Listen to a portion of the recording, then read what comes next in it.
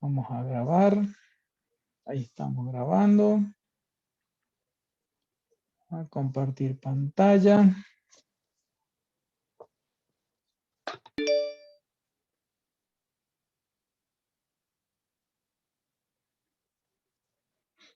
Bien. Habíamos quedado entonces en esto de el trabajo práctico número 3, referido justamente a experimentación, ¿sí? A los problemas estos de modelo, prototipo, son términos nuevos que habíamos comenzado a ver, y habíamos alcanzado a desarrollar, ¿no es cierto?, hasta el problema, déjenme ver, creo que era el problema número 3, el 2, el 3, que era el modelo de avión, ¿sí? Vamos a continuar, nos quedan solamente 2 ejercicios, ¿eh? La idea es completar estos 2 ejercicios en la primera parte de la clase, y a partir de ahí vamos a comenzar con un tema nuevo, ahí que el ingeniero tiene ya preparado lo que sería el próximo tema teórico para aprovechar la clase de hoy, ¿sí? Bien. Estos 2 problemas que vienen a continuación, la importancia que tienen es que de alguna manera están directamente relacionados con el tema que viene a continuación relativo a pérdidas, ¿sí? Así que vamos a practicar respecto de ello en este problema, en esta parte del práctico, y en el próximo vamos a continuar, ¿no es cierto?, trabajando en el cálculo y la determinación de lo que son las pérdidas. Bien. Díganme, por favor, si están viendo pantalla ahí. Sí, profe, se ve bien. Bien, perfecto. Entonces, ¿qué dice este problema? Calcular el número de Reynolds para una corriente de agua. O sea, a partir de acá nosotros vamos a ir, como en todos los problemas, vamos a ir anotando todo lo que son los datos, ¿sí? Los datos de este problema. Entonces, por acá vamos a anotar que en primer término estamos trabajando con un fluido que es agua. Y me dice un dato que en una tubería de 200 milímetros de diámetro, esa agua está circulando por esta tubería y la temperatura es de 20 grados centígrados. Y lo hace a una velocidad de 4 metros por segundo. ¿Qué es lo que me pide que calcule? En este caso, para el problema A, ¿sí? Para el 4A me pide que calcule el número de Reynolds, ¿sí? Uno de los 5 números adimensionales que ya habíamos estado viendo anteriormente. Bien, ¿cuál era la fórmula del número de Reynolds? ¿Se acuerdan? En términos generales, nosotros hemos visto 2 expresiones para el número de Reynolds, ¿sí? Una que decía L por B sobre Rho, y otra que decía en función de que gamma, digamos. Martín. Dijiste Rho y pusiste gamma en el Sí, denominador. perdón. Está bien, así es gamma, dividido en gamma. ¿Qué era gamma? ¿Se acuerdan?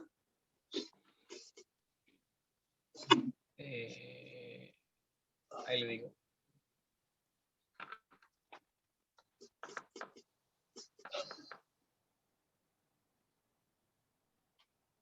Díganme que, no, que se acuerdan, por favor. La relación de escala. No, ese era lambda. No, lambda, la relación de escala. Gamma, ¿qué era gamma? ¿Qué, ¿le suena esto? Densidad. ¿Eh? ¿Densidad o no? Masa por No, unidad de no, sí, eso. volumen. ¿Eh? ¿Y qué relación había? ¿Y qué era esto?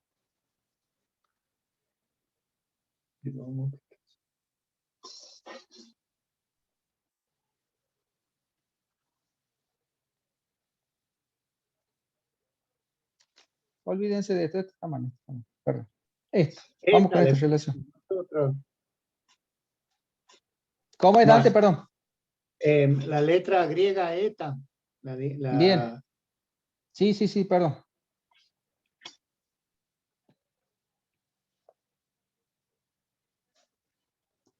Ahí está más parecido, ¿no? La viscosidad cinemática. Ahí está más parecido. La viscosidad dinámica. Ajá. No, ¿Y este era- de acá cómo se llamaba? Esta viscosidad, ¿cómo? em, Cinemática. Este de acá, viscosidad dinámica o absoluta. Y este de acá, la densidad. De manera tal que si a esta expresión la reemplazo en la fórmula del número de Reynolds, ¿cómo me queda? Me va a quedar L por B dividido en eta, pero eta es dinámica, ¿sí? Sobre la densidad, pero la densidad pasa al numerador. ¿Sí? Entonces, ajá. nosotros, ¿qué vemos acá? ¿Qué tenemos en términos generales? Dos expresiones, digamos, una derivada de la otra, ¿sí? ¿Y qué podemos decir de esas dos expresiones? Que en términos generales, ¿sí? Que en términos generales, esta expresión de acá, ¿sí? Vamos a ver que lo vamos a utilizar, nos va a ser mucho más, digamos, fácil para aplicar para el caso de fluidos líquidos.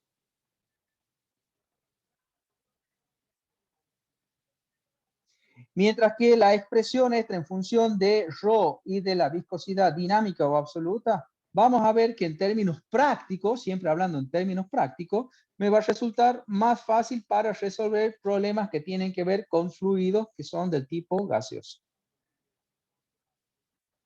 ¿Mm? Esto que acabamos de poner es de orden eminentemente práctico, ¿sí? Y no es que exista una regla absoluta al respecto, sino que de alguna manera la práctica me dicta que para un caso u otro hay, digamos, sería un tanto más apropiada una expresión que respecto de la otra, ¿sí? Por ejemplo, en este caso particular, ¿qué fluido tenemos? ¿Estamos entre el caso de líquido o gaseoso? Líquido. Agua, ¿no dijo? Ok, ¿no? Claro, entonces lo que vamos a tratar de aplicar en este caso es la primera expresión que me dice que el número de Reynolds, que es lo que me está pidiendo a mí, es L por B sobre zeta. ¿Mm? ¿Qué era L en el número de Reynolds? Esto de acá. ¿Qué era L en el número de Reynolds? ¿Recuerdan? La longitud. Longitud lo llamamos longitud característica.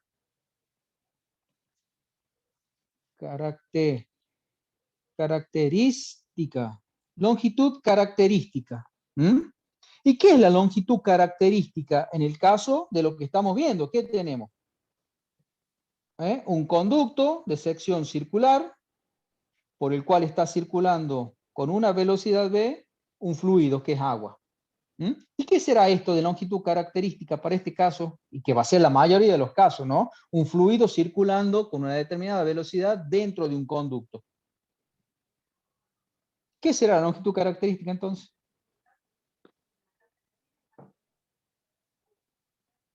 La longitud de la cadena. Más que la longitud, no. No, no es la longitud.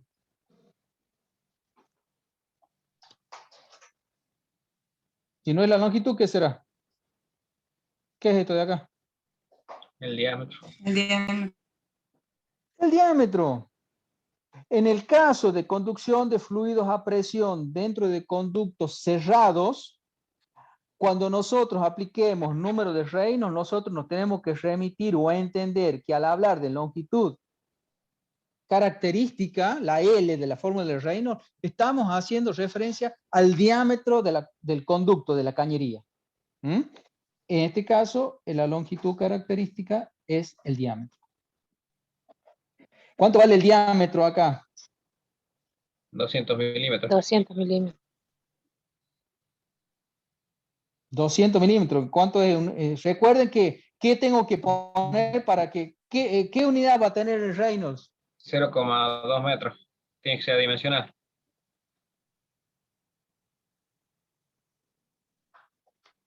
Reynolds, Mach, Weber, todos esos números, Euler, son números adimensionales. Pero para que sean adimensionales yo tengo que considerar las unidades en unidades del SI. Entonces la longitud característica, que es el diámetro, 0,2 metros. ¿Qué era B? La velocidad. Está en unidades del SI, lo coloco directamente, 4 metros por segundo. ¿Y cuánto vale zeta en este caso?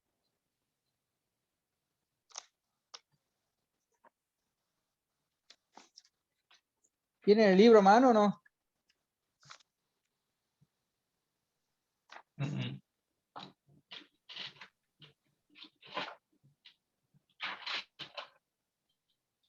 De tabla 2.3. Página 17. Del libro. Ahí le digo, pero. Dice. A ver, alguien que me lea el título del... ¿Qué dice ahí? Página 17, tabla 2.3. Densidad, viscosidad dinámica y cinemática del agua en función de la temperatura. Perfecto, muy bien. Densidad, viscosidad dinámica y viscosidad cinemática, con C, cinemática, del agua en función de la temperatura. Temperatura, en consideración para este problema, 20 grados centígrados, casi la temperatura ambiente. Díganme, para ese valor de temperatura, ¿cuál es el valor que estoy necesitando para la fórmula? ¿Cómo se llamaba esa cita? ¿Viscosidad cuánto? Dinámica. 100,2, No. Cinemática. ¿Cuál dice Cinemática. usted que Mira, para completar la fórmula. Ah, bien. 1,0038. Eso. 1,0038. Así a secas nomás. ¿Qué dice arriba? No, Diez metros a la cuadrados sobre 6. Metros cuadrados sobre segundo. 10 a Bueno. la 6.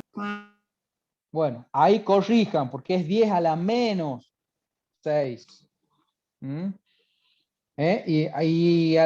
Eso en cuanto a viscosidad cinemática. 1,0038 por 10 a la menos 6 metros al cuadrado sobre segundo. Eso en unidades del SI. Y si hablamos de la columna anterior, ¿qué dice la columna anterior a la viscosidad cinemática? Viscosidad Dice, dinámica. ajá. ¿Y en qué unidades de cuánto? En notación científica, ¿cuál es la parte exponencial? 10 a la, ¿cuánto les figura a 5. ustedes ahí? A las 5. Bueno, Quinta. corrijan ahí también. Los dos son con signo negativo, tanto la viscosidad dinámica como la viscosidad cinemática. En el primer caso, 10 a la menos 5 y en el segundo caso, 10 a la menos 6. Corríjanlo, por favor.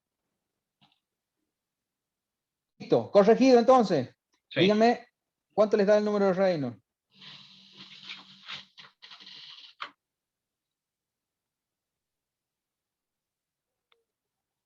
Díganme si les da este valor. Calculadora científica.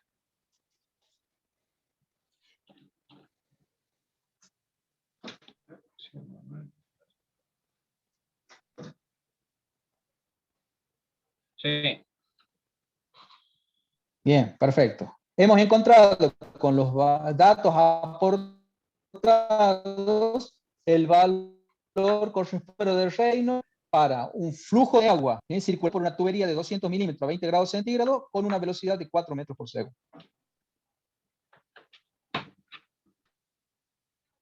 ¿Estamos hasta ahí? Es simplemente aplicar una fórmula que ya vimos. Vamos con el caso B del problema. El caso B dice calcular el número de Reynolds. En este caso, vamos de nuevo a los datos por acá. El Reynolds, en este caso, es incógnita, que es lo que tengo que calcular.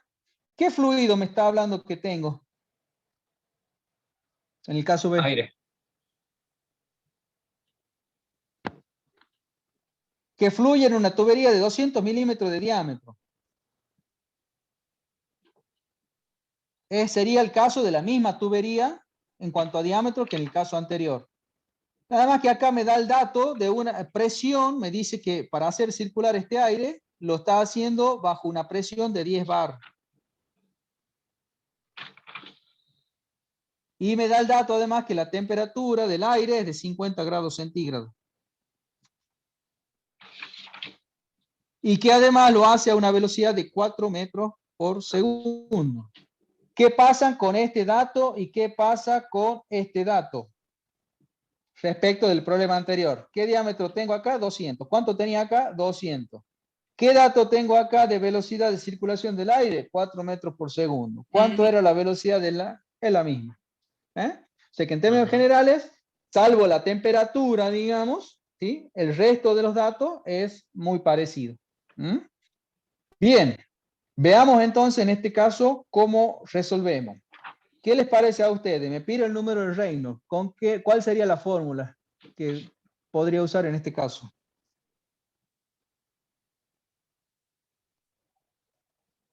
Dícteme usted. B por L.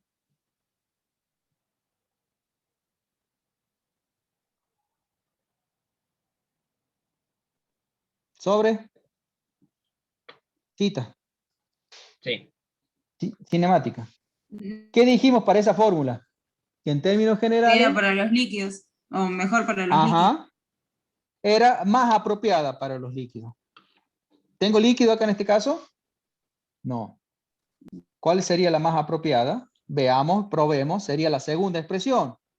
Rho por L, V sobre eta, que es la viscosidad dinámica o absoluta. Reynolds igual. Rho. ¿Qué era Rho? La densidad. Densidad, perfecto. Densidad del aire. ¿Qué pasaba con la densidad del aire a diferencia de la densidad de cualquier líquido? Era despreciable. despreciable. Ínfima. Están confundidos ustedes con el tema de la presión. Con el tema de la presión. La vimos esta formulita, ¿eh? Es más, la vienen viendo desde primer año, creo yo. ¿Qué era esto? En ley de gases ideales.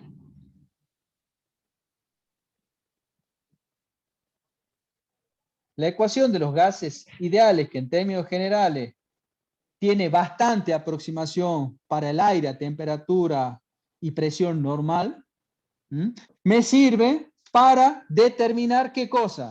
Determinar la densidad de un fluido gaseoso. ¿Y por qué será esto que yo tengo que aplicar esto y no la puedo sacar como el agua? ¿Por qué? Porque la densidad de un sólido, ¿cómo es la definición? Que ya lo vimos, eso, capítulo 1.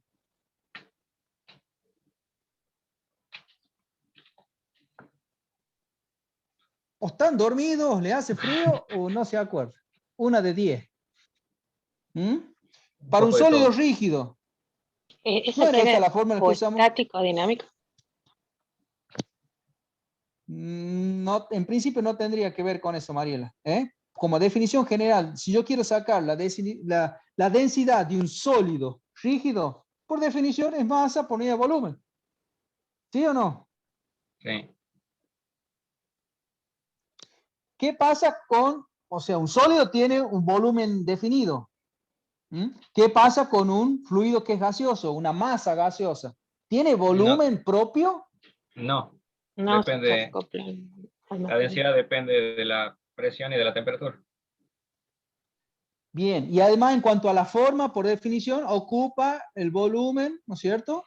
del recipiente. Y adquiere la forma del recipiente que lo contiene, ¿sí o no? Ujú.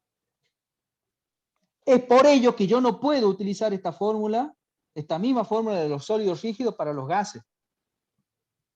¿Mm? Imaginen que en la habitación donde están ustedes tomando clase ahora, ustedes pueden, no sé, por decirle, pueden acumular 1 tonelada, ¿no es cierto?, de masa de aire, supongamos, a una determinada presión, X. Pero si a esa tonelada de aire yo la hago ingresar con 2 toneladas de presión, o sea, con mayor presión, con el doble de presión, y puedo ingresar, puede ser, por ejemplo, el doble de volumen. ¿Mm?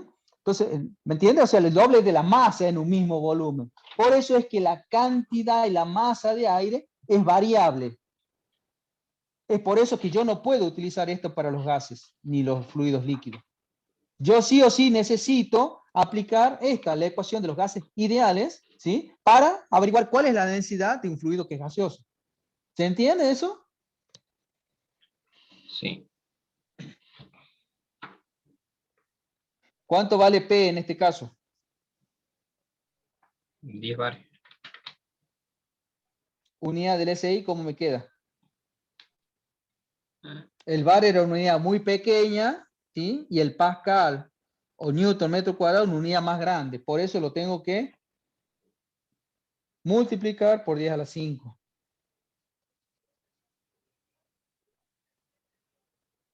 ¿Qué pasa con esto? Con la constante RA. Justamente, constante. El valor de la constante es 286,9. ¿Sí? ¿Y cuánto vale T? ¿Qué era T? T mayúscula.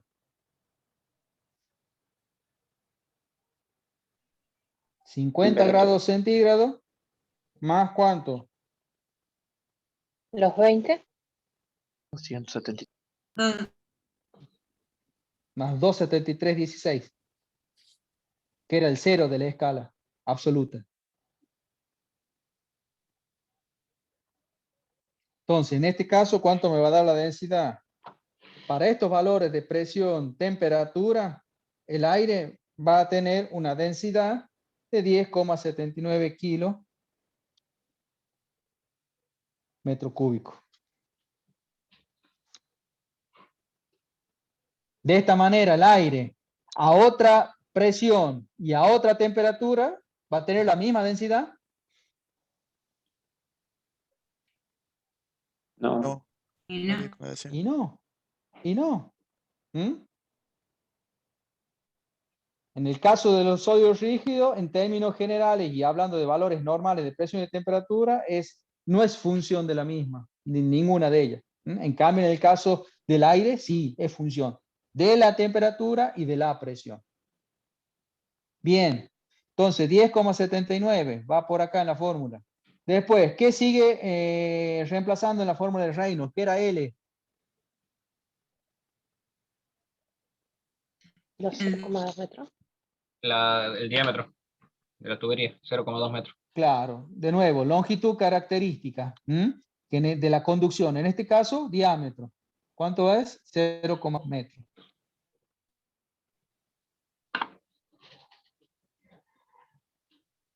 ¿Qué me queda en el numerador? La velocidad. Está directamente en unidad del SI, en metro y en segundo, van los 4 directamente, 4 metros por segundo. Y ahora vamos al denominador. ¿Qué era eta? Viscosidad dinámica. Viscosidad dinámica absoluta. Ajá. 50 grados. ¿A qué Son tabla vamos? a la 2.3, página 17.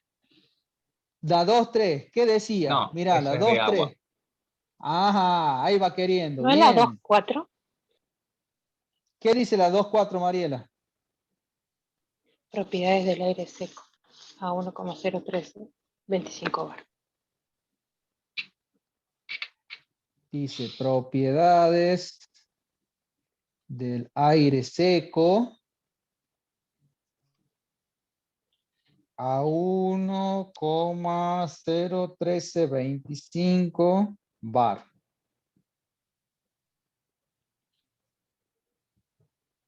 Esto es página, Mariela, 25, exactamente. Página 25. Ahora sí, te creo, es del aire. ¿M? La anterior era del agua. ¿M? Listo. ¿Cuánto me da si yo entro a esa tabla?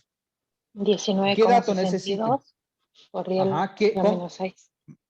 Mariela, ¿con qué dato entro a la tabla? ¿Qué necesito saber para conocer el valor? Los 50 grados que tenía ahí. Bien. Entonces, para T igual a 50 grados centígrados, obtengo para eta, que es lo que me está haciendo falta, ¿cuánto? 19,62 por 10 a la menos 6 newton segundo sobre metros cuadrados. Perfecto.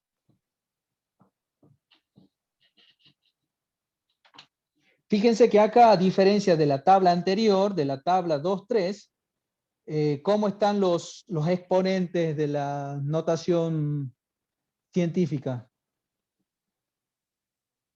Ya están con Negativo, signo están acá. negativo. Correctamente, negativo. Claro. Acá están correctos. Lo de la tabla anterior, lo de 2.3, le vamos a atribuir un error de tipeo, que ustedes ya lo corrigieron y ya lo van a tener bien para cuando lo utilicen. ¿Tá? En esta no hace falta corregir porque ya están correctamente en forma negativa los exponenciales de la notación científica. ¿Sí? Listo. Entonces acá reemplazamos y ponemos 19,62 por 10 a la menos 6. Reynolds igual. ¿Cuánto le da? Y según yo, 439 por 10 a la 5. Sí. ¿Sí? Profe, le hago una consulta. Diga.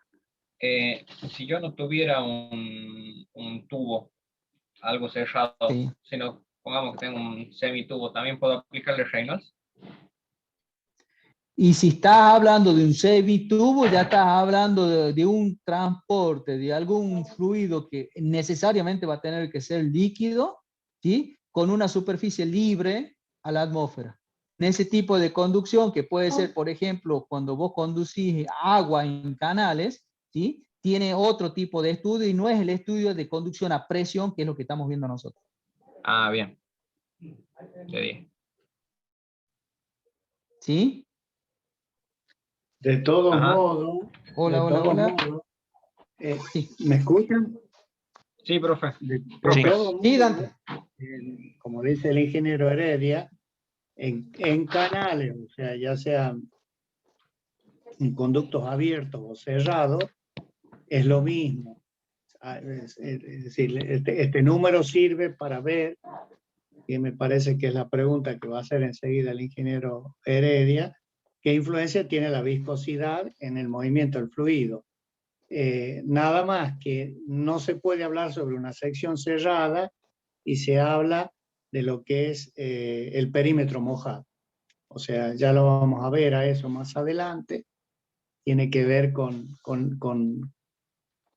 la parte en donde el fluido tiene contacto con las paredes del canal o del tubo. Pero sí, se calcula lo mismo de la misma manera, pero tiene otra forma, porque como le ha dicho el ingeniero Heredia, no es una tubería bajo presión, una cosa distinta. Una conducción típica de esas que están preguntando, de canales, son los desagües cloacales. Los desagües cloacales, si bien es un tubo cerrado, trabajan como canales. Trabajan como canales. Y se hace un cálculo para darle pendiente casualmente a esos tubos para que pueda vencer la fricción o la viscosidad del líquido. Ajá. Bien. Gracias, ingeniero. Entonces, volviendo un poquito a esto.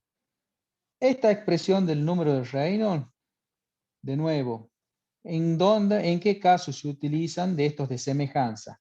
Justamente cuando tiene injerencia o preponderancia, ¿qué cosa? ¿Qué era esto? ¿Cómo se llamaba? La viscosidad. Claro, en este caso cinemática, o si no, en este caso, la viscosidad dinámica. En términos generales, vemos que tiene en aquellos problemas en donde tenga injerencia prácticamente la viscosidad de un fluido, en ese tipo de problemas justamente interviene esto del cálculo del número de Reynolds. Y si ustedes se fijan en los números, en los valores que hemos obtenido, 7,9 por 10 a la 5 en el primer caso, y en el segundo caso, 4,39 por 10 a la 5.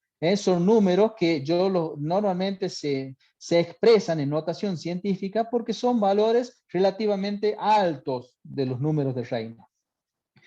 De manera tal que, ya adelantándome un poquito el tema que va a empezar a desarrollar el ingeniero, ¿para qué me sirve en términos generales el número de Reynolds? Para determinar si una conducción de fluidos se está realizando bajo régimen laminar o turbulento. Cuando el número de Reynolds es inferior a 2000 en términos generales, ¿sí? Estamos hablando de una conducción que se realiza en régimen laminar, en donde se considera de que las pérdidas por conducción de ese fluido son mínimas. En cambio, cuando el número de Reynolds supera ese umbral de 2000, ¿sí? Como serían, por ejemplo, estos dos casos que estuvimos viendo, donde supera el valor de 2000 ampliamente, estamos ya en presencia de un régimen que es del tipo turbulento. Más que todo me sirve para discernir eso. Si a un problema que estoy tratando de resolver, lo estoy haciendo considerando de que con los parámetros que tengo, no solo de la velocidad, no solo del diámetro característico, no solamente de la densidad, no solamente del caso de la viscosidad en casos aislados, sino cómo es la relación entre ellos, justamente a través de esta fórmula, ¿sí? Cómo es la relación entre ellos, y a partir de ahí determinar esto, ¿no? Que justamente me determina lo del régimen laminar y régimen turbulento. ¿Sí? ¿Más o menos se va entendiendo? Sí, profe. Sí, profe. ¿Alguna pregunta hasta acá?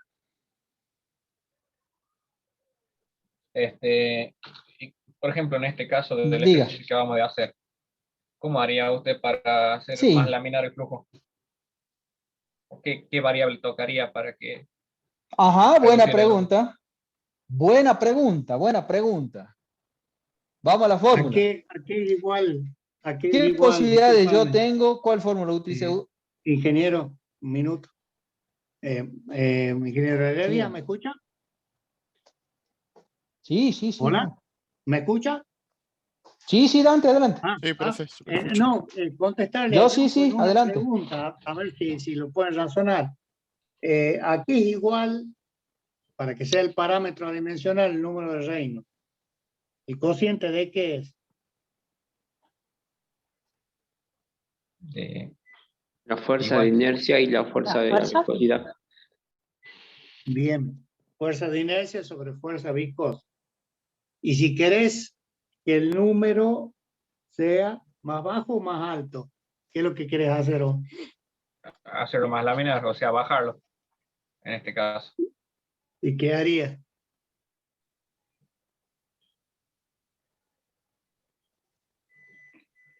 Aumentamos la fuerza Fíjate la fórmula ahí. de inercia o disminuimos la fuerza de viscosidad. Fíjate. Si el número de inercia es bajo, si el número de Reynolds es bajo, ¿qué significa? Es más viscoso, pero... Claro. Y a igual viscosidad, entonces, ¿cómo harías? Que es la pregunta de Reus. Tiene que razonar. Si la viscosidad es igual, porque él dice de bajar la velocidad para un mismo fluido, ¿qué es lo que haría? Al bajar el número de Reynolds, ¿qué es lo que tendrían que tocar? Bajo la fuerza de La inercia. fuerza de inercia. Bien, ¿y qué harían en la fuerza de inercia? Y puede bajar la velocidad o hacer más chico Bien. el tubo. Listo. Listo. Se baja la velocidad y punto.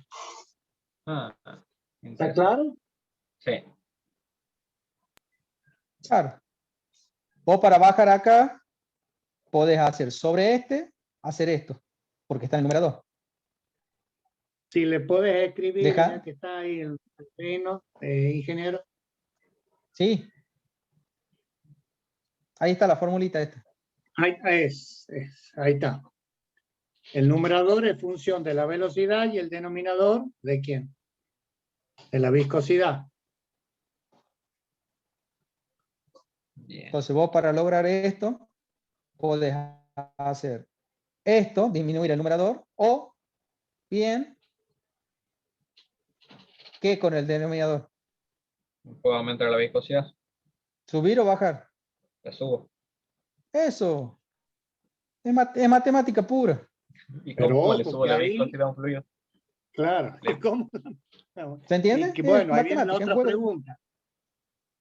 ¿Cómo modificar de un mismo fluido la viscosidad?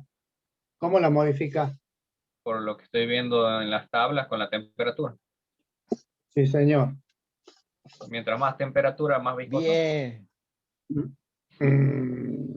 No sé. No, Fíjese en la no, tabla. Es al inverso. revés, ¿no? Ah, La está leyendo cabeza abajo, Reu, me parece. Menos viscoso. sí. sí. ¿Qué pasa le cuando un pasa? aceite? Es. Claro. Dale. ¿Qué pasa con un aceite, digamos? Te llevo a Electro 2, necesitas hacer el cambio de aceite del auto. ¿Cómo te conviene hacerlo? ¿Con el motor frío o el motor caliente? Con el motor caliente. Calientito. ¿Por qué? Para que fluya bien el aceite fuera del. Para que se drene bien todo. Es Ajá. más liquidito, digamos, el aceite. Bien, es más líquido, o sea que hablando con propiedad es más o menos viscoso a mayor temperatura. Menos viscoso. Menos. No viscoso. Menos viscoso. Menos viscoso, exactamente, porque es relación inversa, viscosidad en función de la temperatura, pero en relación inversa. Y bueno, entonces ¿Sí? ahí tienen por qué tiene el circuito de refrigeración un vehículo entonces. ¿Para qué? Para que Transportar siga funcionando el aceite. Para- Si es muy. Si es muy. Para que no pierda las propiedades viscosas del aceite. Claro. Si es muy poco viscoso, no hace nada. Raspa todo. Deja de Bien. cumplir su función. Nada más que yo les diría que en términos termodinámicos, entonces el circuito de refrigeración sirve ¿para qué? Para extraer Calor. calor. Bien. Y para mantener la Perfecto. viscosidad del aceite dentro de ciertos rangos. Eso lo van a ver en elementos de máquina.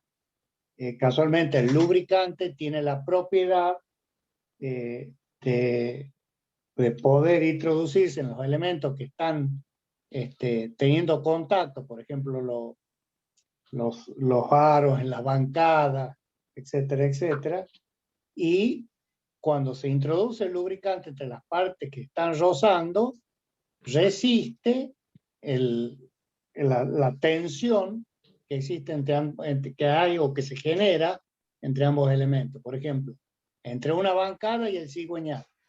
Se hace una película de aceite. Entonces el cigüeñal, entre comillas, flota sobre la bancada o sobre el apoyo. Pero ese efecto de flotación está si el aceite está dentro de cierto grado de viscosidad. Entonces, para que no pierda la viscosidad, lo que hay que hacer es enfriar.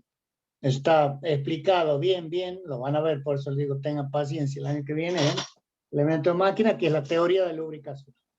Pero la variable fundamental es la viscosidad. Para el lubricante, que es el aceite. Es más, respecto a esto, se me viene a la memoria el caso, quizás no lo hayan visto ustedes en vivo en directo, pero antiguamente los aceites que venían lubricantes para los motores, ¿sí? Eran aceites de origen mineral, no eran los aceites sintéticos, semisintéticos que hoy por hoy tenemos ya disponibles en el mercado. y ese tipo de aceites minerales eran muy propensos, digamos, los afectaba mucho la temperatura, sobre todo la baja temperatura. Y hablando, por ejemplo, de tractores o camiones en medio del campo con temperaturas bajo cero, y le estoy hablando de acá, de los llanos de la provincia, ¿no? No me voy a Alaska ni a la Antártida ni nada, pero en épocas invernales, por estas latitudes y con ese tipo de aceite dispuesto en los motores, ustedes saben qué le hacían la gente del campo, y sin haber tenido la oportunidad que tienen ustedes de estar acá en cuarto año de ingeniería analizando esto de la viscosidad, lo que hacía la gente Brasero, del profe. campo era, más que el brasero, hacían fuego bajo los cárteres de esos motores. ¿Para qué? Antes, a la mañana temprano, antes de arrancar. Eran muy propensos, se afectaban mucho de esos aceites minerales, tenían un rango muy, muy ajustado digamos, de fluidez. Por lo tanto, a bajas temperaturas se ponían prácticamente, se tornaban sólidos, se solidificaba. Entonces, ¿qué hacía la gente del campo? Hacía fuego debajo de los cárteres, ¿sí? A la mañana antes de arrancarlo. Entonces eso, el calor aportado, hacía que justamente se fluidifique justamente el aceite, y eso les permita arrancar sin ningún tipo de inconvenientes a la mañana en la primera arrancada. ¿Sí? No sé si alguno tuvo oportunidad, pero eso es la realidad de lo que pasaba en aquel momento. Acá en con ese Famatina, tipo profe, todos los inviernos a los vehículos diésel, más que todo, tenemos que hacer eso. Todo el tiempo. Ajá, bien. O sea, Bien, motores de, bien, digamos, bien. que sí, más antiguos, digamos. Antiguo, Sí, antiguo, sí, sí, sí. exactamente. Es un No, bracerito con y... eso, claro, en los motores modernos, al tener tipos de aceite ya son multigrado, sintético multigrado, ese problema ya desaparece. ¿Sí? Sí, sí. Nos Y ahorramos mañana hasta casi nos hasta las ahorramos 10, de 11 de la tener, mañana a veces. claro, exactamente. Así va. Y mira, la gente del campo, sin haber tenido la oportunidad de venir a la UTN, ya más o menos sabían que iba por ese lado la solución. ¿Sí? Así que ustedes ya ahora tienen que dar cátedra ahora cuando vean algo así. Bien. Hacemos el último problemita. Bueno,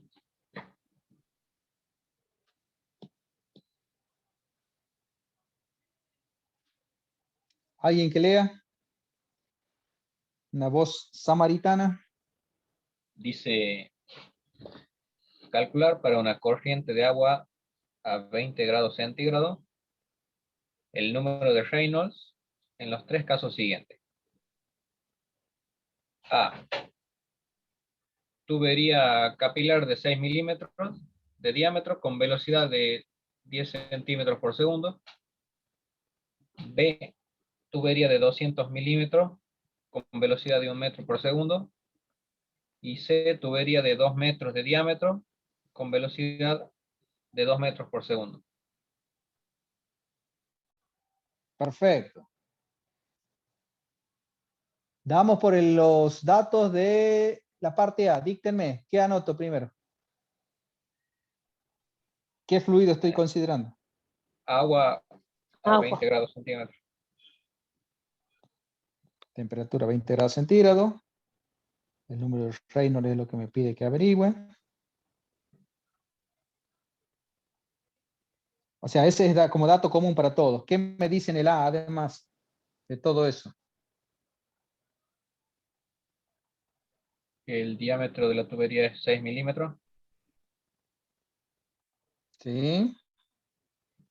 Diámetro de la tubería, 6 milímetros. Lo notamos así. Y ¿Y la velocidad, qué cosa? La velocidad. 10 centímetros por segundo. 0,1 Perfecto. metro por segundo. Bien.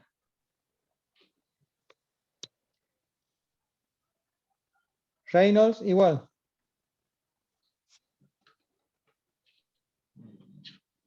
¿Qué anoto como fórmula?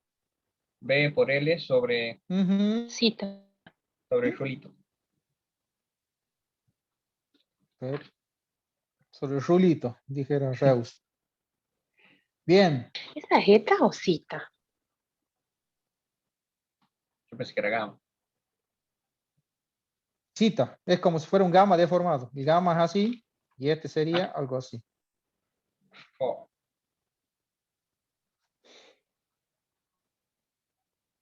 Bien. Centímetros por segundo. ¿Qué pasa con centímetros por segundo? pasa a metro. 0,1 sería 1 metro son 100 centímetros.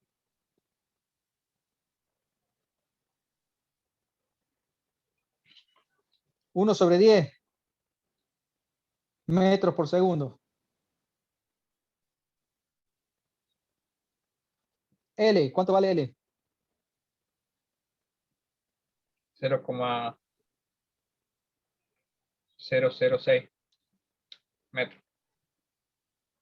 0,6 o 0,06. A ver. Eso, 0,0. Milímetro, 0,0. centímetro, decímetro, metro. Dividido en cita.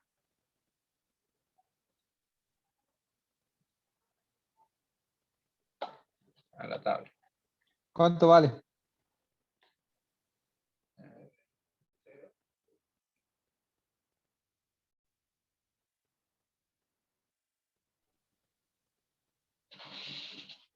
Uno coma 0038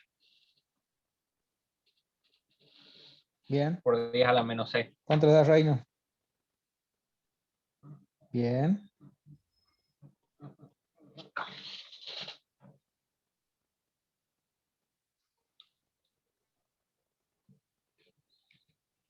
$594, el número Reino. Sí. Bien. Para el B, ¿qué le aporta? ¿Qué datos le aporta para el B? Dice que tubería de 200 milímetros. Cambia el diámetro acá. Esto sigue igual, esto sigue igual. Cambia el diámetro y ¿qué además? La ¿Qué cambia además acá? velocidad. Ujú.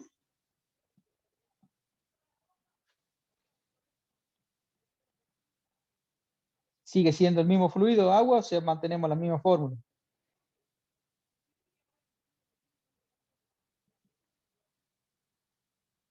B vale 1. ¿Lo tengo que cambiar o está en unidades de sella?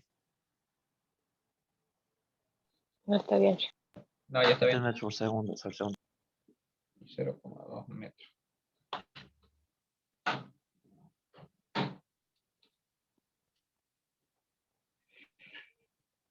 Un número grande puede ser. ¿Cuánto? 1,9 por 10 a la 5. Perfecto.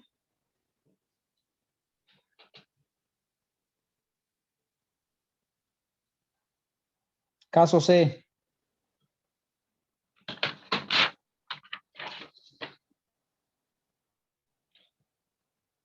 Diámetro 2 metros.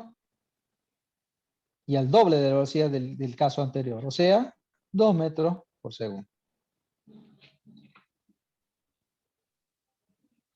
2 por 2 dividido 1,0038 por 10 a la menos 6.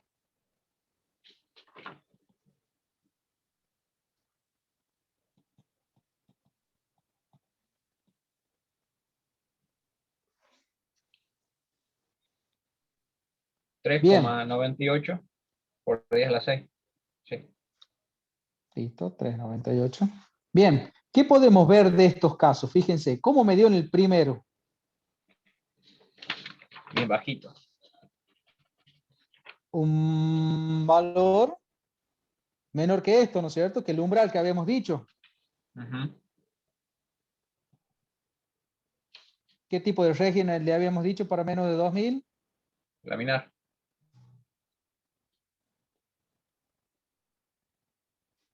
Este de acá, régimen Turbulento.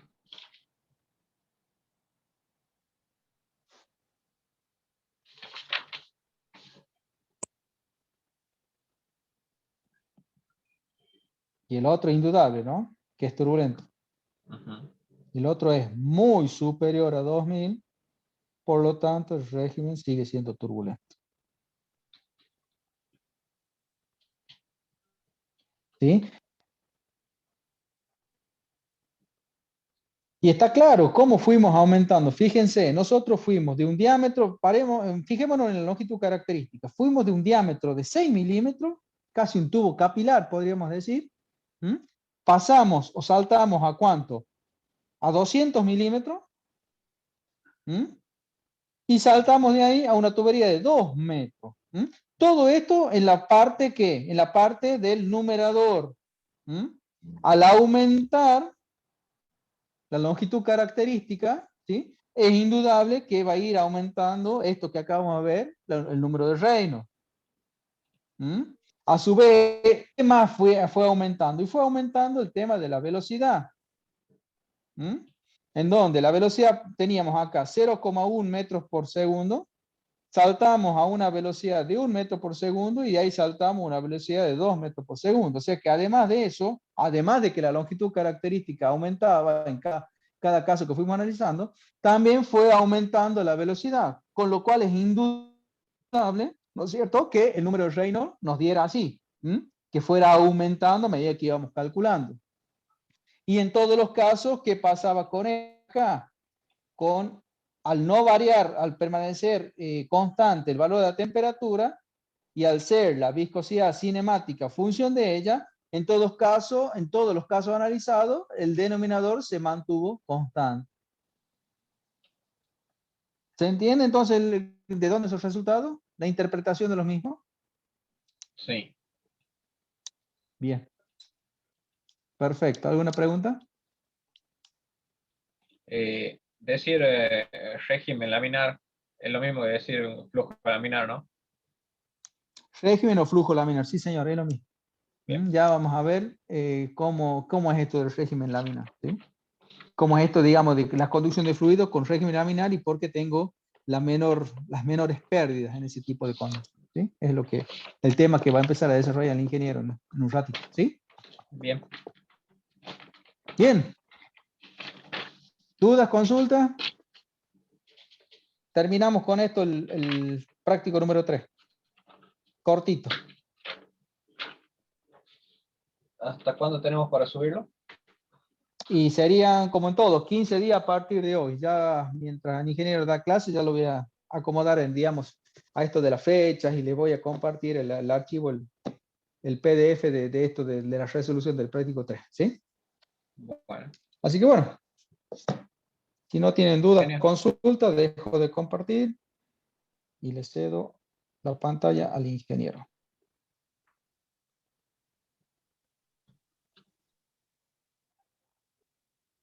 No estoy como anfitrión. Confitrión, a ver, ahí estamos.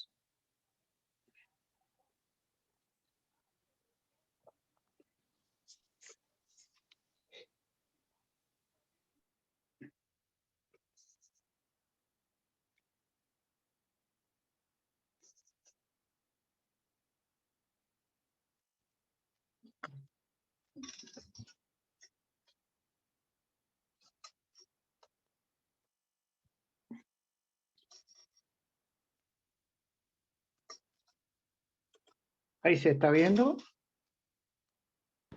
Sí, profe, resistencia de los fluidos. Sí, vamos a ver eso. Vamos a ver una pequeña introducción y de qué se trata. Y a partir de ello empezar a desarrollar ya un poco más profundo la clase que viene. Yo he dibujado acá un avión porque me parece que es lo más característico, puede ser un auto también, para poder graficar o marcar, digamos, las fuerzas que aparecen, digamos, cuando un cuerpo se mueve en un fluido. Entonces, el primer concepto es el movimiento del cuerpo, o sea que Por lo tanto, si hablamos de resistencia, tenemos que hablar de dinámica del fluido. Entonces, y si bien parece algo extraño vincular a un avión o a un auto con el movimiento de los fluidos, lo que nos interesan son, como les digo, la aparición de estas fuerzas. El avión y el auto, sería lo mismo, es característico observarlos cuando se mueven en el seno, en este caso del aire, ambos, y si uno quiere comparar, digamos, con el movimiento de estos mismos elementos, pero estando en el vacío o en la estratosfera, digamos, este tipo de fuerzas no aparecen. O sea que ese es el primer hecho. Que un avión o un auto moviéndose en el aire origina fuerzas que no aparecen o no tienen lugar cuando se mueven en el espacio. Entonces estamos viendo que acá, ¿qué diferencia hay, digamos, entre el aire y el espacio? Espacio como carencia de aire, ¿no? En que el aire tiene una cierta densidad, y en el espacio no hay densidad. Sencillamente no hay densidad porque no hay aire. Entonces, el aire, como un gas conformado por estas moléculas que poseen una cierta densidad, es el que está originando este tipo de fuerzas, que en el caso de un avión, bueno, será la sustentación, y hay otra que es también importante, que es la resistencia. Estas fuerzas no nos interesan a nosotros por el momento porque la aerodinámica no la estudiamos, es decir, el empuje, pero a modo de ejemplo, el empuje proviene de los motores del avión, y bueno, el peso es el peso de la aeronave que hay que contrarrestarlo con la sustentación. Pero fíjense, si bien nosotros no vamos a analizar el empuje como tal, es necesario el empuje. Sin el empuje, el avión se cae. ¿Por qué? Porque el empuje en equilibrio tiene que ser igual a la resistencia. Por lo tanto, el avión o el auto consumen combustible. En el auto es lo mismo, el empuje o la tracción del vehículo tiene que oponerse a la resistencia. ¿Por qué? Porque si no hay empuje, la resistencia o fricción que hace el hecho de que esté moviéndose este cuerpo en el aire, lo van a frenar. El mismo caso de la bicicleta. En la bicicleta nosotros, si dejamos de pedalear, ocurre exactamente lo mismo. La resistencia de nuestro cuerpo y del mismo vehículo en el que nos movemos, los rayos, el manubrio, el cuadro, etcétera, etcétera, etcétera, las ruedas, las llantas, etcétera, ocasionan resistencia, que tenemos que vencerla con el empuje de los motores. Si es en el aire, bueno, en el aire nos dice que si se está moviendo, esto lo vamos a hacer a manera de un título ilustrativo, si el avión se está moviendo en el aire, aparece una fuerza con una dirección que forma un cierto ángulo, θ, y esta fuerza se puede descomponer en una vertical, que es la sustentación, y en una horizontal, que es la resistencia.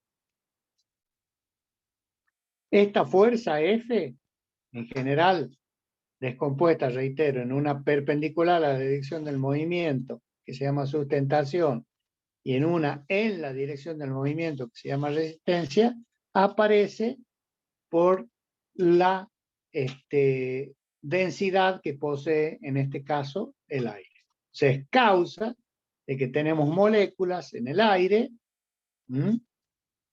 distribuidas y que al moverse el vehículo, ¿no es cierto? El que una molécula choque o se desplace con respecto de otra, origina esta fuerza que le llamamos de resistencia. Lo que pasa, ya vamos a ir entrando un poquito más con el tema de la densidad del aire y del agua y de cómo influyen en la resistencia. Hasta el momento nosotros hemos estudiado lo que hemos llamado el fluido ideal.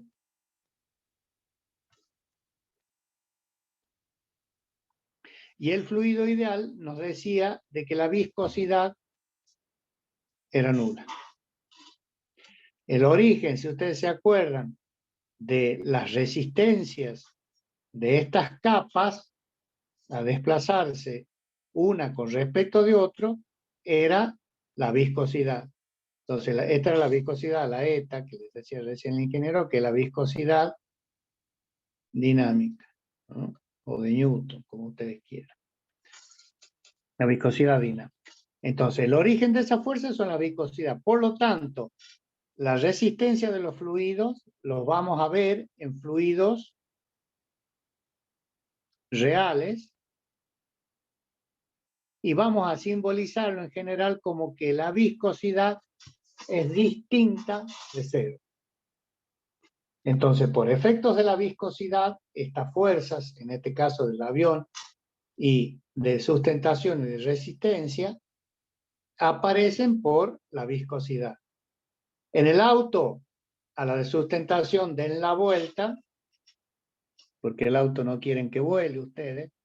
Entonces, si fuera un auto, lo que queremos es hacer desaparecer la fuerza de sustentación y pegarlo al piso, o sea que esta no aparezca acá. ¿Para qué? Para que se pegue al piso y tenga estabilidad, ¿no? Sobre todo cuando vamos a ciertas velocidades. Entonces, normalmente lo que se hace es darles curvaturas inversas, las que son las alas de los aviones, a los autos. ¿Para qué? Para que se peguen al suelo. Pero también aparece, entonces, esta fuerza, F, para los autos. Y obviamente se trata de minimizar esta otra, ¿no? La fuerza de la resistencia, porque esta es la que nos origina el consumo en el vehículo. Entonces, el origen, reitero, viene dado por el hecho de que vamos a dejar de considerar fluidos ideales y vamos a considerar a los fluidos como reales. Por lo tanto, la viscosidad deja de ser cero y vamos a tener que considerarla.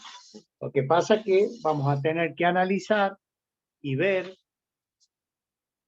cuál es el origen de estas fuerzas viscosas y en función de ellas poder evaluarlas y llegar a conclusiones que nos sirvan para resolver los problemas.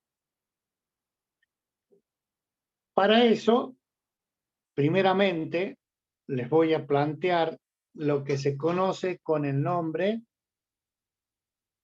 de paradoja de D'Alembert, para que ustedes vean y comparen la aparición de estas fuerzas. Habíamos hablado en una oportunidad de que si nosotros teníamos un cuerpo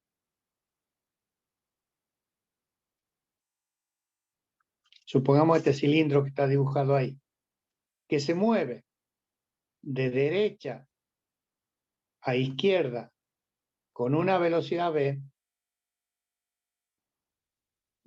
y el aire, puesto por moléculas acá, está quieto, es lo mismo que al sistema aire, cuerpo le sumemos una velocidad igual y opuesta a la del cuerpo, por lo que el cuerpo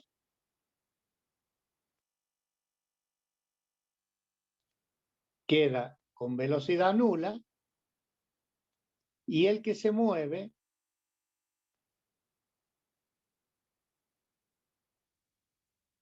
es el aire. Entonces, si se mueve el aire, podríamos dibujar nosotros nuestras líneas de corriente, que son las que están dibujadas ahí. Pero el estudio es análogo, reitero, a dejar el cuerpo quieto, es decir, con una velocidad v igual a 0, y mover el aire. Vamos a tomar nosotros este cuerpo, que es un cilindro, que tiene una forma que se denomina bastante aerodinámica, porque es Roma, es decir, no es nada, no es la forma del cuerpo no destruye, digamos, estas líneas de corriente, sino que las acompaña. Es una forma adecuada, una buena forma, digamos, y de muy poca resistencia, si uno quiere hacerlos mover en el aire y en el agua, ¿no? Si queremos calcular nosotros la velocidad que tiene en cualquier punto en la periferia del cuerpo, es decir, dibujándolo,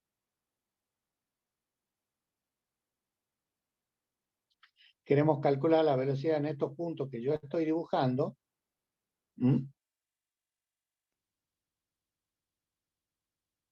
o velocidad sobre la superficie, P sub S significa velocidad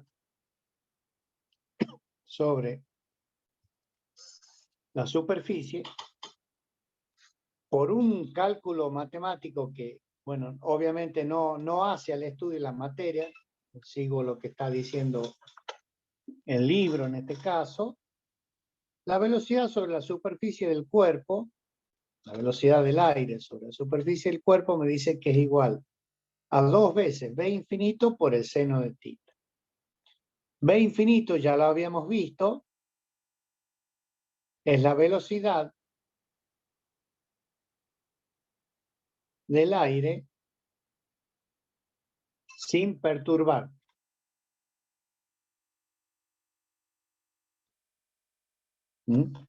O sea, infinito le llaman porque está lo suficientemente alejado del cuerpo, tal que las líneas de corriente ustedes ven son paralelas.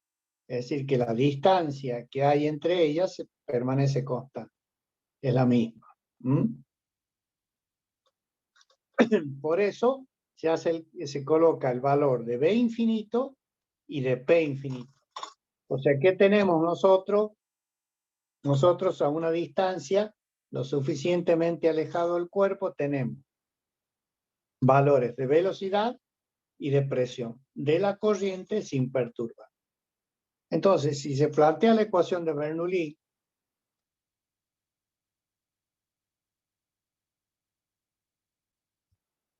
entre infinito y esa superficie del cuerpo, P sub S, la superficie del cuerpo, o sea que sería la presión ahí y la velocidad ahí. Presión y velocidad sobre la superficie del cuerpo. Fíjense, desaparece obviamente Z infinito es igual a ZS, ¿no? Además no tiene el diámetro, las alturas que hay entre las líneas de corriente son despreciables, por lo que las alturas geodésicas no aparecen. Entonces aparece la energía de presión, la energía de velocidad en una sección, en el infinito, y presión y velocidad sobre la superficie del cuerpo. Reemplazando y trabajándola un poquito a esta expresión de que la velocidad, vamos a poner acá, reemplazando B sub S por su igual, Bueno, B sub S es 2 B infinito por el seno cuadrado. El B sub S va al cuadrado. Colocamos y despejamos P sub S. Y nos queda esta expresión. Nos queda que la presión, acá está, sobre la superficie del cuerpo es igual a la presión en el infinito rho B infinito cuadrado sobre 2, que resulta luego de desarrollar el cuadrado, por 1 menos 4 seno cuadrado de tita. ¿Qué hemos obtenido acá? Como les dije, la presión, como lo están viendo ustedes ahí, sobre la superficie, la presión sobre la superficie del cuerpo. O sea que hemos obtenido esto.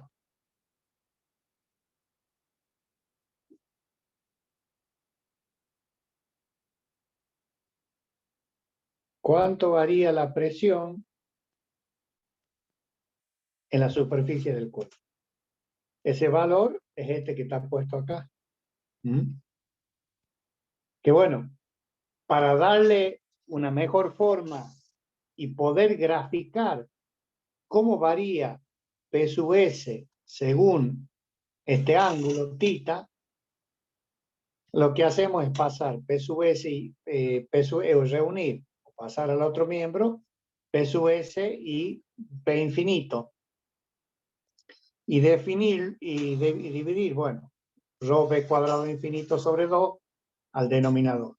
A P sub S menos P infinito se le llama delta P, y bueno, nos queda como en el segundo miembro, igual a 1 menos 4 seno cuadrado de θ. Entonces, acá nosotros tenemos la variación de la presión, porque es delta P, fíjense, reitero, presión en la superficie menos la presión en el infinito, dividido la velocidad y la densidad, ¿cierto? En función del ángulo θ. Si ustedes ven este dibujo, que está acá, en el que le hago una flecha, este dibujo, acá está el ángulo θ, que es la variable que figura en el segundo miembro de esta ecuación. Por lo tanto, si uno conoce la variación de la presión en el infinito, que es un solo valor y es constante, la presión sobre la superficie del cuerpo va a ser una función directamente del ángulo θ. Al graficar esta función, si nosotros graficamos esta función, nos van a dar valores de delta P positivos y negativos.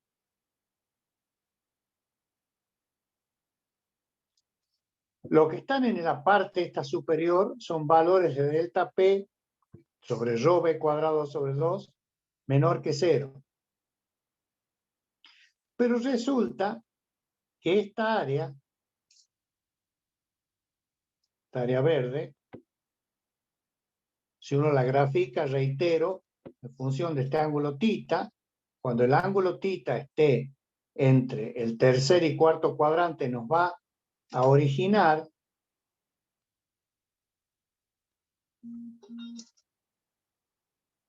una superficie o un lóbulo, digamos, igual y opuesto al verde, es decir, el rojo, la superficie roja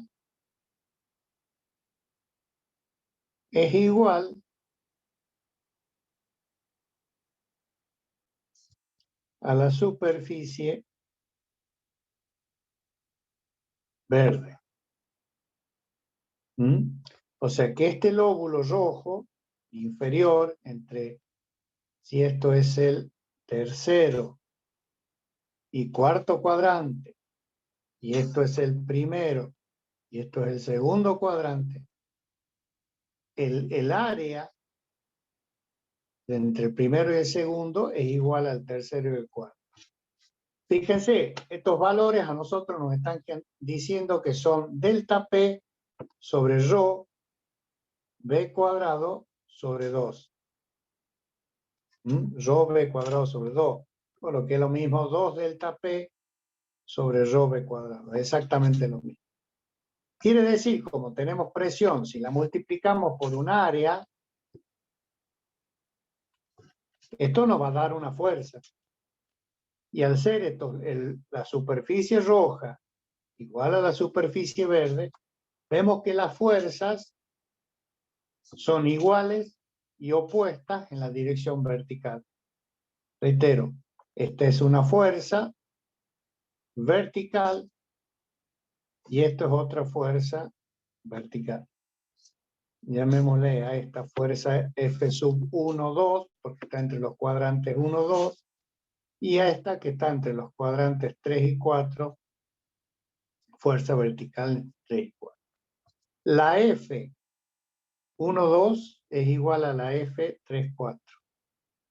Por lo tanto, si uno la suma, esta y esta nos da una suma 0. O sea, la suma de las fuerzas verticales nos van a dar 0. Por esta razón, son iguales y de sentido opuesto. Lo mismo pasa cuando θ, fíjense, varía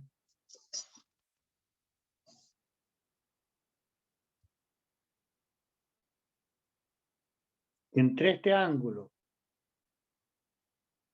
y este ángulo.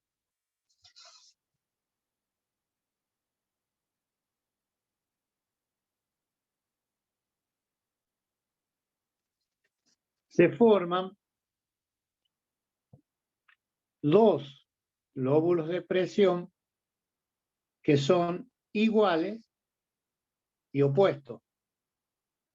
Estos dos lóbulos, por la misma razón, si los multiplicamos por el área que está puesta en juego, recuerden que el cilindro, si bien está en corte, tiene un área, si tiene un, perpendicular a la dirección del papel, existe un área, ¿no? Entonces acá, ese delta P cambia de signo, pasa de ser negativo a positivo. Entonces acá tenemos un delta P o 2 delta P rho B cuadrado mayor que 0. Acá y acá. 2 delta P rho B cuadrado mayor que 0. Por las mismas consideraciones, si a esta presión la multiplicamos por el área, nos van a dar la fuerza horizontal, no sé, 2, 3, por llamarlo de alguna manera, entre el segundo y tercer cuadrante, igual a la fuerza horizontal 1, 4. O sea que existe entre el cuadrante 1 y el cuadrante 4. En definitiva, la suma de las fuerzas horizontales me da 0. Y la suma de las fuerzas verticales también me da 0. Por lo tanto, si uno hace este análisis, podemos decir de que el movimiento de este cilindro en el aire no tiene resistencia. Reitero, no tiene resistencia. Y sabemos que en la realidad esto no es así. Es decir, que este cuerpo moviéndose en el aire, al decir cilindro puedo decir un auto, puedo decir un avión o la bicicleta, ¿no? Nosotros tiene resistencia.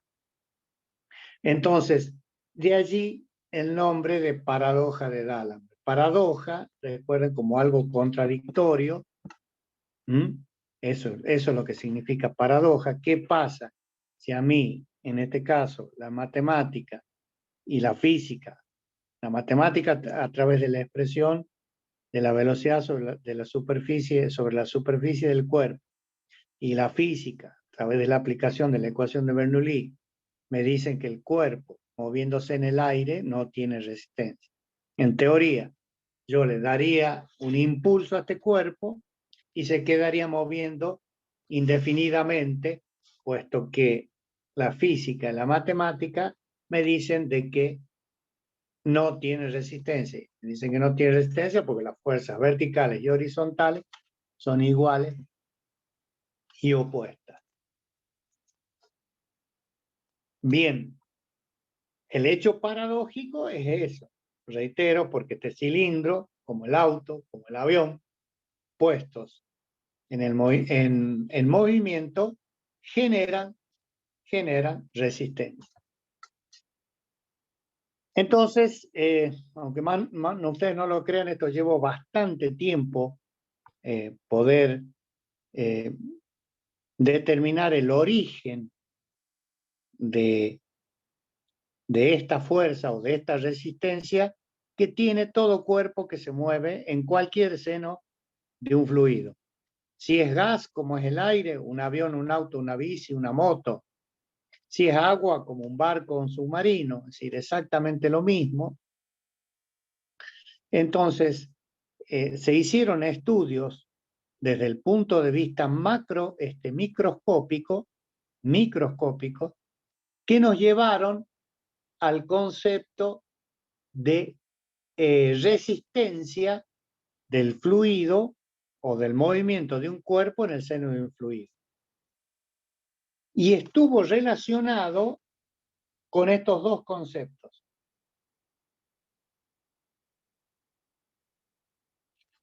Primero, capa límite,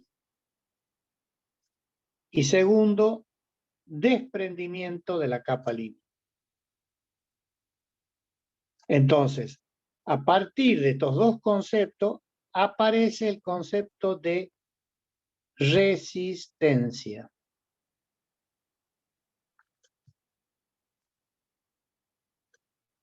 De los cuerpos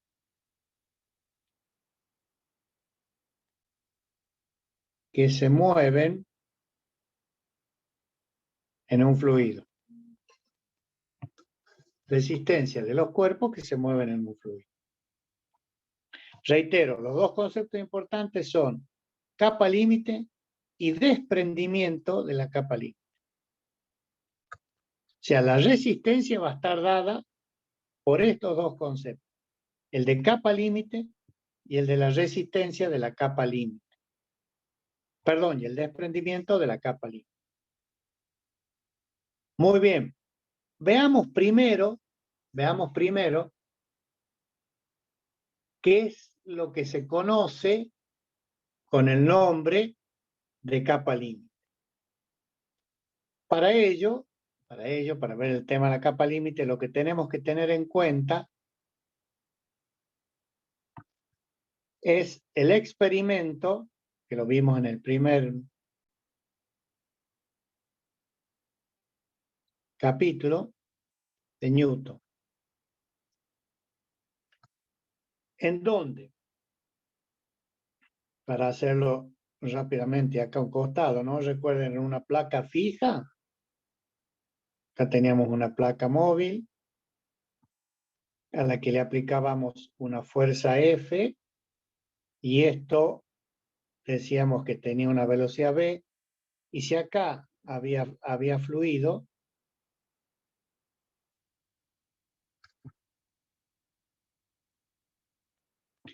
el fluido en contacto con la placa móvil tenía la velocidad V y el fluido en contacto con la placa quieta tenía la velocidad 0. O sea, que aparecía un gradiente de velocidades, porque tenía que ver con la distancia I esta, y el gradiente que era la derivada de la velocidad, ¿no es cierto? Casi no lo voy a dibujar un poquito más grande ahí, a lo que quiero hacer con el perfil de velocidades, ¿no es cierto? El perfil de velocidades sería ese. Entonces nosotros podemos decir que esto es de B y esto es de I. Si esto es I y esto es V. Entonces, ese experimento, la experiencia de Newton nos decía que apareció una fuerza que era proporcional al fluido, al área que estaba en contacto de ese cuerpo con el fluido y al gradiente de velocidades. El factor de proporcionalidad de esa fuerza era lo que él le llamó viscosidad. Y nosotros la llamamos viscosidad dinámica. Y acá es que se puede pasar a esta fórmula del tau, pues, es decir, podemos decir de que tau es igual a F sobre A.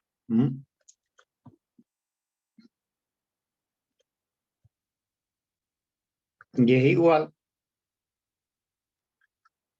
a eta, la propiedad del fluido en cuestión. Fíjense que se está moviendo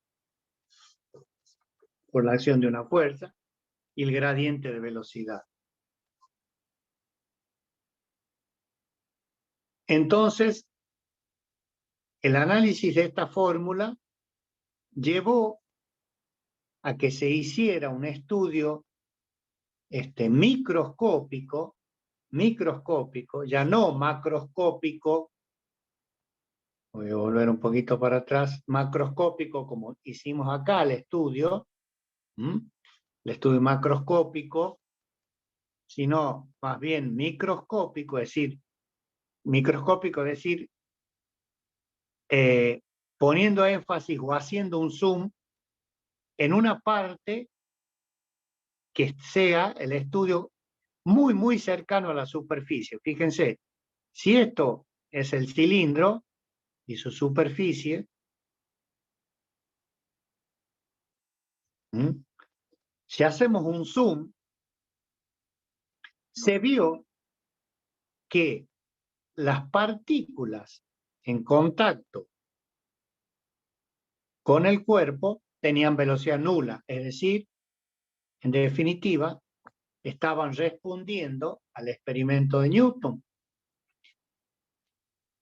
Luego, iban adquiriendo velocidad y a medida que nos vamos alejando, si esto es I, a medida que nos íbamos alejando de la superficie del cuerpo, esa velocidad iba creciendo. Fíjense, ahí, esa velocidad iba creciendo. Hasta un punto en donde la velocidad, esa B, es igual a lo que acabamos de decir nosotros, B infinito. Vamos a borrar un poquito ahí para que esto ya está, hemos explicado y les ha quedado grabado inclusive el experimento de Newton. Entonces, la velocidad iba creciendo desde cero. ¿A dónde vale cero? Acá, donde estoy haciendo el punto rojo, en contacto con la superficie.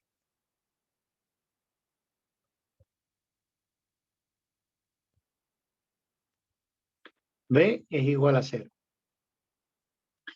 Y empieza a crecer a través de este gradiente a medida que nos empezamos a alejar.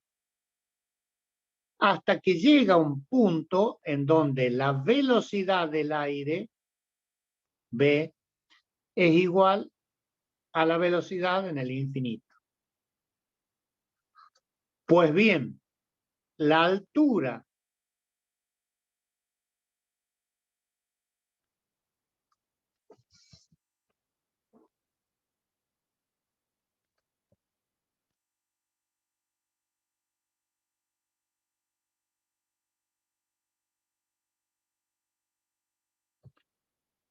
vamos a dibujar ahí. Si esto es la superficie del cuerpo, lo que he hecho ha sido agrandar uno de estos, ¿no?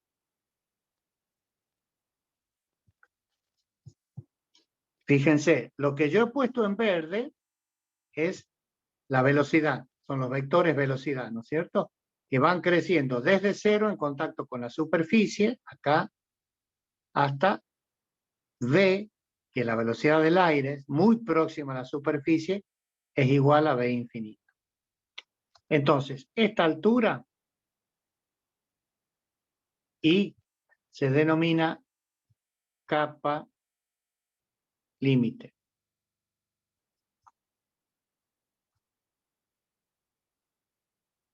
Dicho de otra manera, la capa límite es el lugar donde se quedan o se ponen de manifiesto los fenómenos viscosos. Porque, ¿por qué aparece este gradiente de velocidad? Por el efecto de la viscosidad. Entonces, el fluido deja de comportarse como lo habíamos analizado recién en D'Alembert, con líneas paralelas y equidistantes, líneas de corriente a lo largo de todo el fluido. ¿Por qué? Porque en contacto con la superficie, en los puntos A, B y M, hay un gradiente de velocidades. Es decir, el fluido en contacto con la superficie hace o se adhiere, el fluido se adhiere a la superficie y en contacto con ella tiene velocidad nula. Pero luego va creciendo, a medida que nos vamos alejando de la superficie, va creciendo hasta tomar el valor de la velocidad que tiene la corriente en el infinito o en el lugar donde no está perturbada. Esa distribución de velocidad o ese gradiente, la altura I de ese gradiente de velocidades es la capa límite. Para que ustedes tengan una idea, hablar de capa límite hoy, estamos hablando de las décimas de milímetro hasta 1 milímetro, 2 milímetros como mucho. O sea, es una capa delgada. 0,5 milímetros, 2 milímetros, 3 milímetros como mucho. Va a depender de otros valores que los iremos viendo un poquitito más adelante cuando hablemos de desprendimiento de la capa límite, pero es una zona muy, muy pequeña frente a las dimensiones del cuerpo. Ahora, es tan intenso el efecto viscoso allí que la velocidad se anula. Y la resistencia, que sí tienen todos los cuerpos, aparece allí. ¿Por qué? Porque la partícula, fíjense, a ver, vamos a cambiar de color para poder explicarles un poco mejor.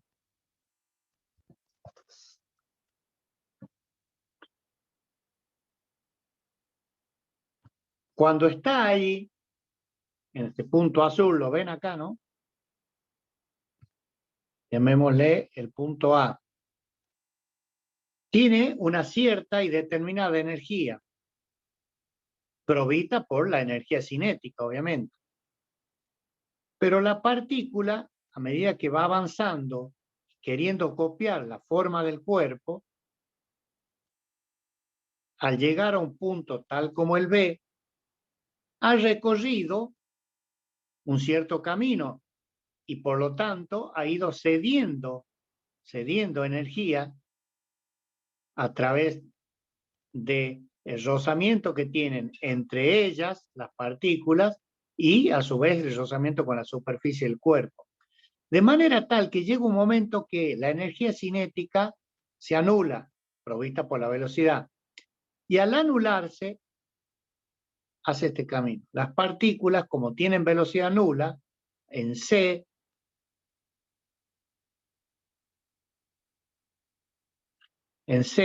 V es igual a 0. La velocidad de las partículas es igual a 0. ¿Y qué es lo que hace? Se desprende. O sea que el aire se levanta. No sigue el camino de la forma del cuerpo. Es decir, lo que está en azul acá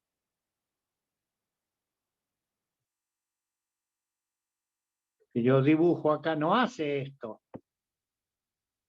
¿Mm?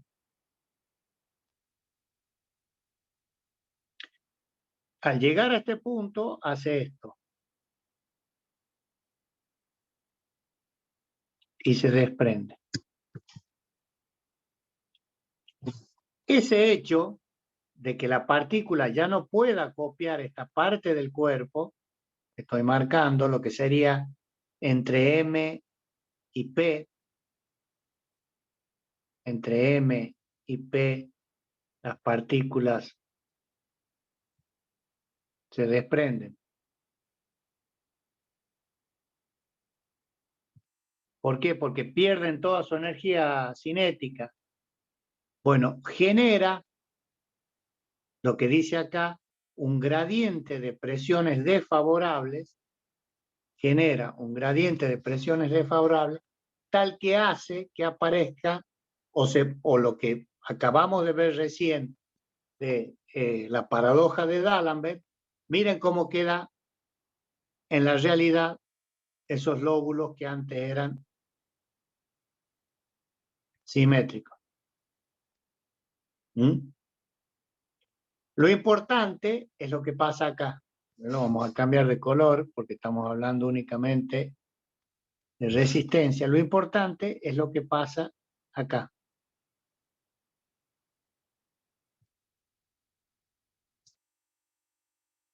Si ustedes se recuerdan, por la paradoja de D'Alembert, o si no, fíjense en la anterior filmina, nosotros acá habíamos dibujado una cosa así, y habíamos dicho que esto era igual a esto. ¿Mm? Entonces, eso ahora ha desaparecido. ¿Por qué? Por efecto de la capa límite. Y ha aparecido, si uno hace el análisis, una fuerza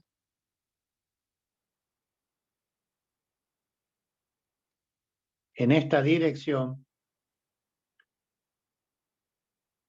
que es la resistencia. Si aparece una fuerza contraria al movimiento, o sea que lo frena el cuerpo, ¿no? Recuerden que el cuerpo, por movimiento relativo, va de izquierda a derecha. ¿Mm? Cuerpo, por movimiento relativo, va de izquierda a derecha. ¿Mm? Entonces, esta fuerza de resistencia es la que aparece, que el cuerpo se está moviendo así. ¿Mm? Nada más que nosotros lo hacemos al análisis por todo lo que hemos explicado, el movimiento relativo, ¿no? Es lo mismo. Entonces, esta fuerza de resistencia aparece porque la capa límite se desprende, por un lado, y por el otro lado, por los efectos viscosos de la capa límite. Entonces, las dos causas de la resistencia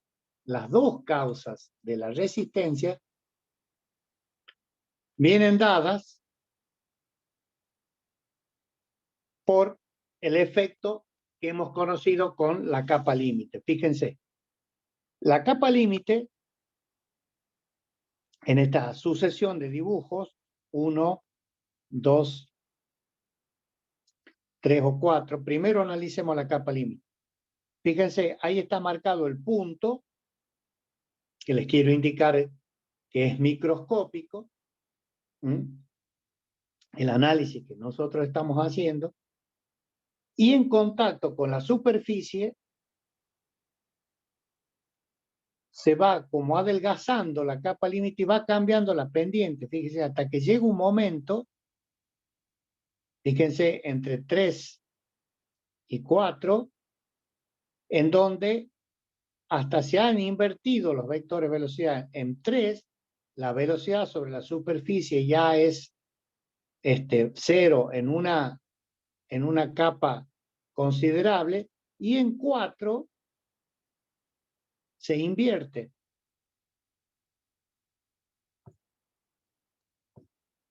la velocidad.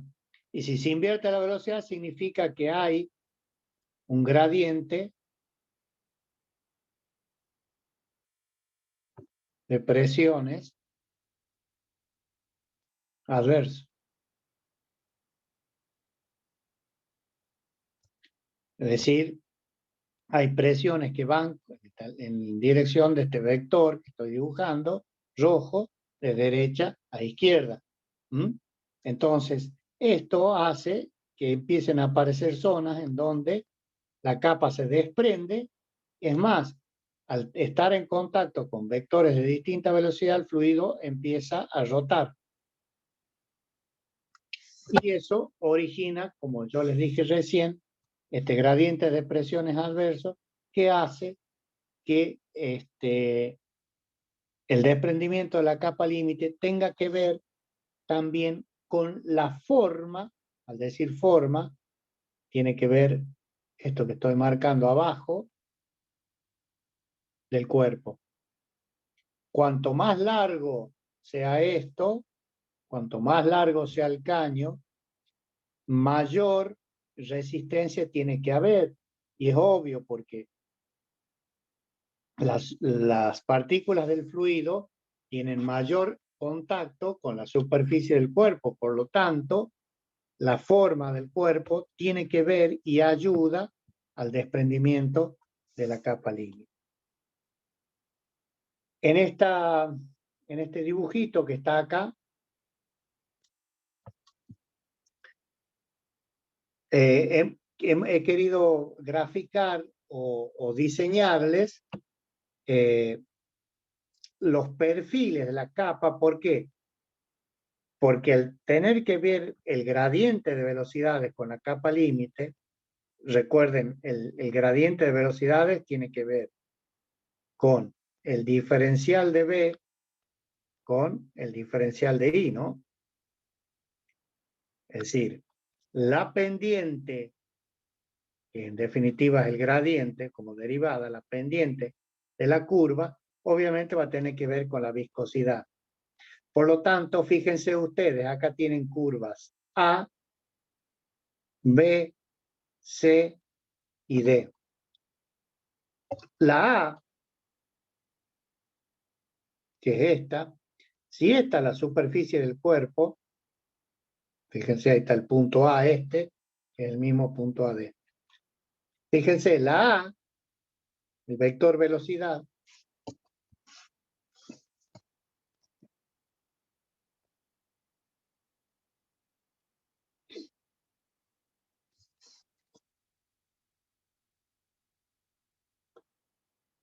se asemeja mucho a un fluido ideal. ¿Y por qué decimos? Porque en contacto con la superficie, la velocidad es distinta de cero. Entonces, una curva como esta es para un fluido que no tiene viscosidad, viscosidad nula, o fluido ideal. A medida que empiezan a aparecer las viscosidades o toman en consideración la viscosidad del cuerpo, los gradientes o las pendientes empiezan a cambiar. Por lo tanto, la curva D, la curva C y la curva B sí nos están representando valores de fluidos en contacto con este cuerpo, que puede ser, reitero, este cuerpo puede ser lo que sea, puede ser el auto, puede ser el avión, puede ser un caño, paredes de un caño, lo que fuera, puede ser un canal. Entonces, lo que importa es el contacto que tiene el fluido sobre las paredes del cuerpo. Por lo tanto, entonces, reitero, cuando los vectores de velocidad son distintos de cero en contacto con la superficie del cuerpo, estamos hablando de un fluido que tiene viscosidad nula, por lo tanto un fluido ideal, que para nosotros eso no existe. La realidad es que tengamos curvas tales como la A, la B, la C, perdón, la A no, la B, la C y la D, que son fluidos ya con cierta viscosidad, o sea, la viscosidad es distinto de 0. Para las curvas B, C y D. Una típica para nosotros con el agua o con el aire son las curvas C y las curvas D. Y bueno, acá está cómo varían entonces los vectores velocidades desde 0 hasta un valor que este B es el que le llamamos nosotros B infinito. Entonces, esto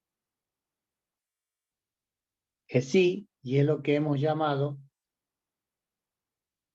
altura de la capa límite. Altura y otros le llaman espesor, es lo mismo.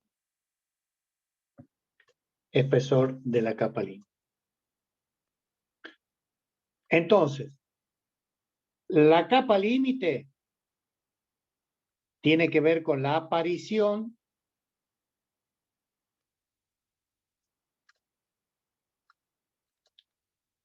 de la resistencia. ¿Se entiende? Del movimiento del fluido dentro del tubo. O el principio de acción y reacción, recuerden, es lo mismo. En un tubo podemos considerar que el tubo se mueve y el fluido está quieto, en la misma, por el principio de acción y reacción, podemos considerar que el tubo está quieto y el fluido es el que se mueve. O sea, es exactamente lo mismo, ¿no? Si al tubo lo cambiamos por una bicicleta, por un auto, por un avión, es lo mismo. Entonces, por el principio de acción y reacción, es lo mismo. Entonces, la aparición de la resistencia, el fenómeno de capa límite. Y el desprendimiento de la capa límite hace a la forma del cuerpo. Por lo tanto, van a ser dos acciones o dos variables que nosotros vamos a tener que analizar y llevar adelante, como es la aparición de la resistencia de la capa límite. Esto tiene que ver con la superficie del cuerpo.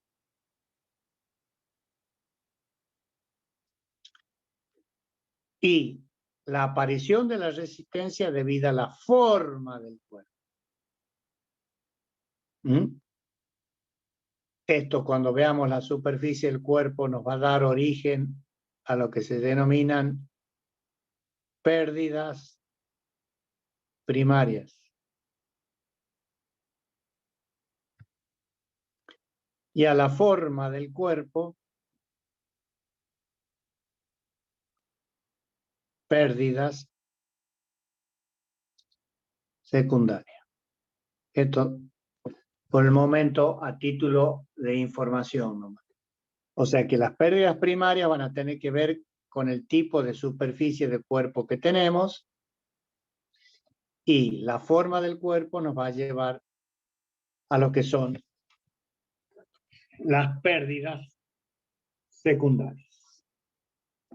Entonces, hasta el momento tenemos definido lo que son la aparición de las pérdidas por la consideración del efecto viscoso y el gradiente de velocidades en función al experimento de Newton, por qué aparecen y cómo se manifiestan.